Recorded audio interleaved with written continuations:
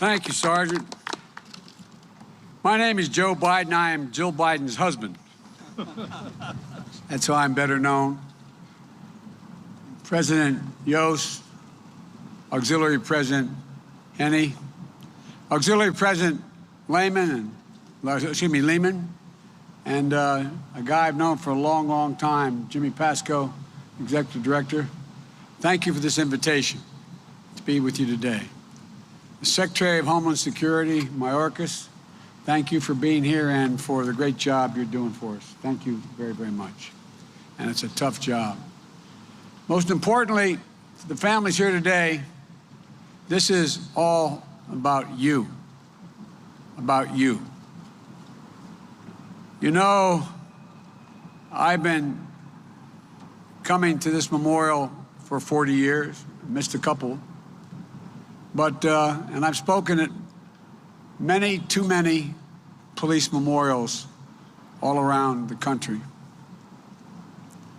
And it always amazes me how the public doesn't fully understand what we expect of our law enforcement officers.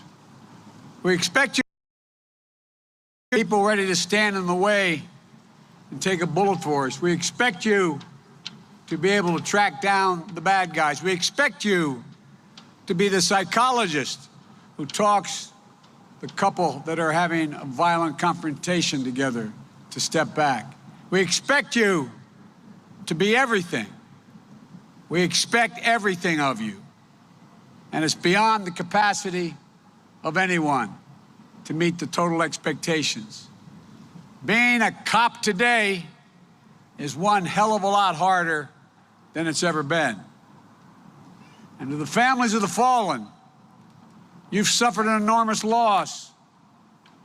But understand, your loss is also America's loss. America's loss. And your pain is America's. We're waking up to the notion that unless we change the environment in which the job can be done, we're going to have trouble having enough women and men come forward to want to do the job. I hope all the families, sons, daughters, husbands, wives, moms, dads, hope you're able to take a measure of comfort and strength from the extended family you have here and all around you. In remembrance and respect of this memorial this day, I ordered our flags to be flown at half-staff. We've met here in front of the United States Capitol many times before to memorialize our fallen heroes.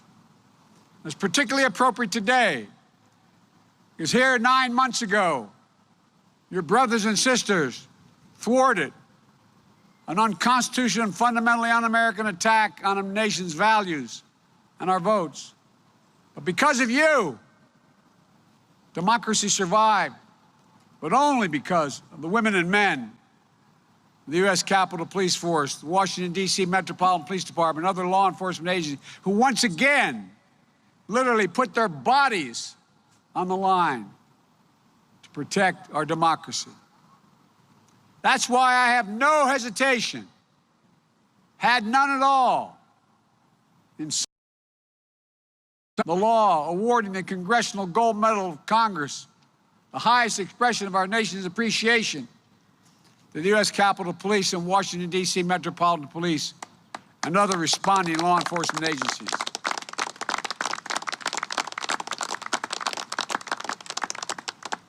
Because of these men and women, we averted a catastrophe. But their heroism came at a cost to you and your families. 150 officers injured, 5 lost in the attack's aftermath. The toll on this profession these past years has been heavy, too heavy. 2020 was the deadliest year for law enforcement on record. And today, we're here to remember nearly 500 of your brothers and sisters, husbands and wives, sons and daughters, 2019 and 2020, we lost so much.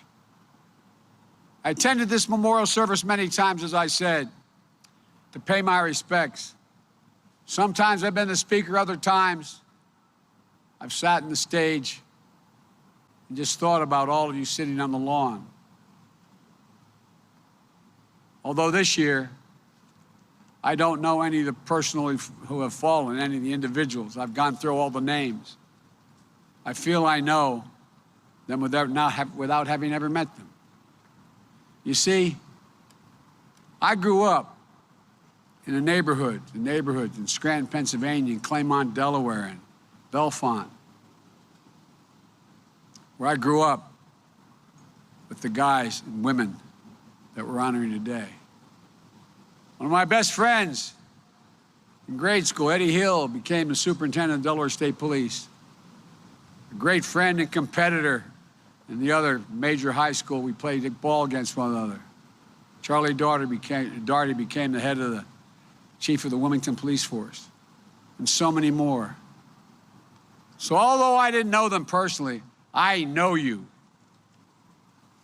I know you. I always joke that I grew up in places where you either became a cop, a firefighter, or a priest. I wasn't qualified for them, so I had to settle for this. But all kidding aside, over the years, as chairman of the Judiciary Committee, I've got to know you. Even as kids, we could see in the women and men around us who are the ones who had the heart. They were the ones who ran in to help you when everyone else was running away. They ran toward cries for help, even when they were in grade school, knowing they'd be able to help a little bit, even if they were outnumbered. And I'm not making this up. Think about it. Think about your son, your daughter, your husband, your wife, who they were, what was inside them. It was about service, to protect, defend. This isn't just what law enforcement does. It's who you are. It's what makes you who you are. And when you put on that shield in the morning and walk out the door each day, every family member dreads the possibility of receiving that phone call.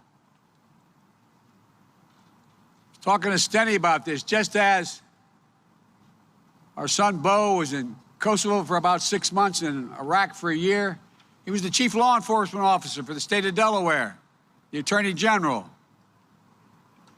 And I'd watch every morning, because she left for school before I got on the train, Jill standing there mouthing a prayer while she drank a cup of coffee over the sink, praying for Bo. Well, you do it every day. You did it every day. You know, there's a line from an English poet, John Milton. He said, "They also serve who only stand and wait." How long have you had to stand and wait and wonder when you heard something on the news or saw it on television? Thousands and thousands of American families stand and wait so their husbands, their wives, their fathers, their mothers, sons and daughters can serve the rest of us.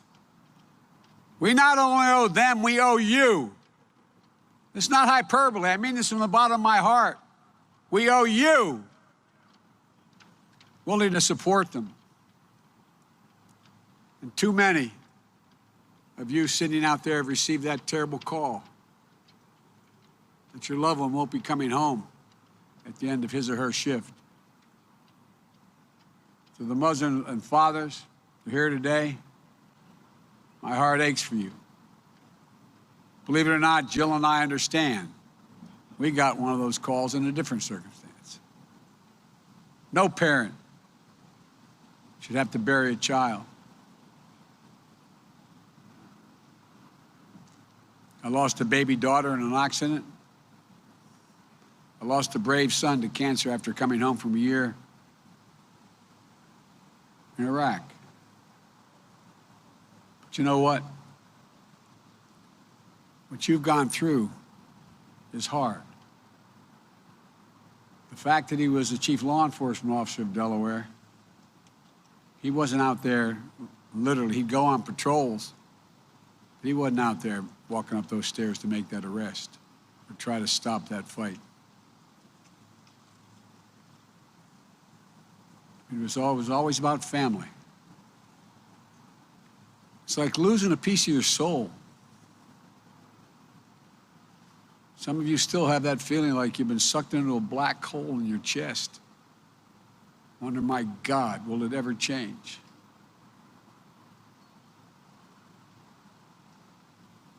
Sergeant McClain from Detroit, decorated for exemplary service during his 16-year career. He turned down promotion so he could continue to work as a mentor to other officers in his district. Every 2 weeks, he'd send his wife flowers at work like clockwork to brighten her day and her office. He was killed responding to a domestic violence call. Officer Tiffany Victoria Enrique from Honolulu. She was one of 2 officers killed while responding to a call, was the first female officer to die in the line of duty in the Honolulu Police Department. Her boyfriend, also an officer, called her, quote, the most hardworking, amazing, fiercest officer I've ever known. My heart is shattered, and she was my love, my rock, my strength.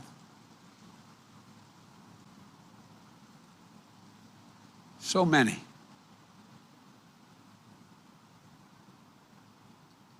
Officer Charles Brazildo passed away in 2016, but he was recognized in his line of duty this year. Unit, the Port Authority of New York and New Jersey. A unit trained to perform technical rescue operations. After the terrorist attack on September 11th, he was assigned to search and recovery efforts in the World Trade Tower. He, like so many others, contracted cancer. He died of cancer following that assignment. He made friends wherever he went. He loved the outdoors. He was his neighborhood go-to guy, organizing almost anything, including hunting expeditions. As you call the roll today, we're acutely aware that behind each name are families. As I said, we know from personal experience that every time there's a ceremony memorial honoring your lost husband or wife, son or daughter, it can summon that pride, but also that terrible feeling, as if you're just hearing the news for the first time. So I want you to know, I know although you look forward to honoring your family member, it's hard. It's hard. I mean this sincerely. Jill and I admire your courage for just being here. And we hope you take some comfort in the knowledge that the men and women here assembled today, they'll always be with you. Not a joke. They'll always be with you. Wherever you are, even if you don't know them, in a city, a town, a place you've never been before. As much as we hope not, there are going to be more names added to this roll call of bravery and sorrow. There already have been. As I was preparing these remarks early this morning in Houston, one deputy killed and 2 wounded. Chief Feiner from Houston is here today. I don't know where the chief is, but he's here today, I'm told. Known him. 7 Houston police officers in his department were killed in the line of duty since 2019. Chief, I'm here for you, pal. So is everybody else. We mourn the fallen. We pray for the recovery of the wounded. As I said, I've spoken too many times. Too many funerals for police officers. Too many funerals for brave servants who kept us safe. So under the mournful sound of the bagpipes, we must also hear something else. Call to do better, to do more, to keep you safe, to keep our communities safer, for us to step up, build trust and respect, and heal the breach we now see in so many communities. To recognize that the promise of equal and impartial justice remains a promise, but not always a reality for you or others, particularly in low-income communities. Too many communities, black and brown, too many families are grieving unnecessary losses of their sons, their daughters, their fathers, their brothers. I want to acknowledge the FOP, as was mentioned earlier, for sincerely trying to reach an agreement on meaningful reforms, congressional reform, and the negotiations over the George Floyd and Policing Act. But here's the part. A lot of the help has to come to police departments. They need help to do better. I want to thank you for being a constructive player in this process. We haven't gotten there yet, but we must get there. Look, there's too much pain. There's too much loss. There's too much at stake for the safety and for the safety of those you serve. It's a hard time to be a police officer in America. So I want to make sure you have the tools to be the partners and the protectors your communities need. That when you look at what your communities need and what you're being asked to do, there are going to be more resources, not fewer resources to help you do your job. That's why I propose we invest again in community policing. We know works. One thing that protects cops is another cop. And the training you and the community have requested, the community-based programs and interventions that can stop violence before it starts, provide specific guidance explaining that communities can and should use funds from the American Rescue Plan, $350 billion in aid to cities, states, counties, tribes, to hire and retain officers. Many cities from Albuquerque to St. Paul are doing just that. And I propose an additional $300 million in my budget to support community policing across the country. It's hard when you don't know the community. And the most important way to get to know them has more police. We're also investing in community violence intervention programs, which have a proven track record of reducing violence by up to 60% in cities across the nation. At the same time, we have to stop asking law enforcement officers to do every single job under the sun.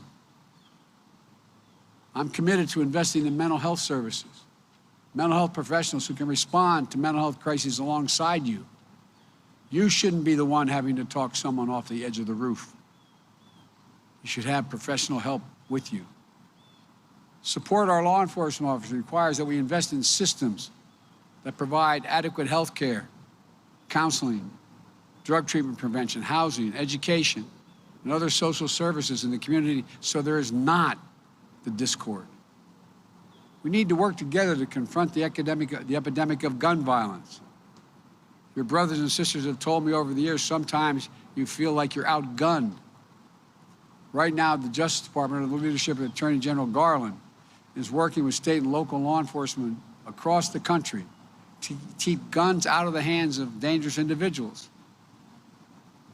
They now have zero tolerance for gun dealers who willfully violate the law, putting firearms in the hands of people who are a danger to the community and you. I also want to make it easier for states to adopt red flag laws that allow family members or law enforcement to petition a court order to temporarily remove firearms from people who are in crisis, representing a danger to themselves and to others. By the way, more people die of gunshot wounds in America as a consequence of suicide than any other reason. I've called on Congress to reauthorize the Violence Against Women Act and to close the domestic violence loophole to keep guns out of the hands of abusers. 40% of all calls that result in an officer's death were domestic violence related. 40%. These steps will protect you, protect the people you serve. And finally and tragically, in the past 2 years, COVID-19 has caused more deaths in the line of duty than all the other causes combined. Many of those lost their lives keeping our society safe, serving on the front lines in those dark early days of the pandemic. But now, let us prevent the preventable tragedies. The last time I stood here was to take the oath of office as your president. I said that day we have much to repair, much to restore, much to heal, much to build, much to gain. It remains true, I believe with all my heart. There's nothing you're unable to do if we equip you. That we can unite this nation and fight our common foes: anger, resentment, hatred, extremism, racism, lawlessness, violence, disease, joblessness, hopelessness. We have never, ever failed in America when we've acted together. So let's act together to support you in the service of the nation we love. In closing, let me say that I know there are no words, no memorials that can fill that void, that black hole in your chest so many of you feel. But I promise you, the day will come when the memory of your loved one will bring a smile to your lips before it brings a tear to your eye. That's when you know you're going to make it. That's when you know. That will happen. But my prayer for you is that that day will come sooner than later. There's a headstone in a cemetery in Ireland that reads, "Death leaves a heartache no one can heal. Love leaves a memory that no one can steal." They're with you. They're in your heart. They're part of you. May the souls of those you love and those with whom you serve rest in peace and rise in glory. In the meantime, you're in our prayers. May God bless you, and may God protect all those who serve us in uniform. Thank you.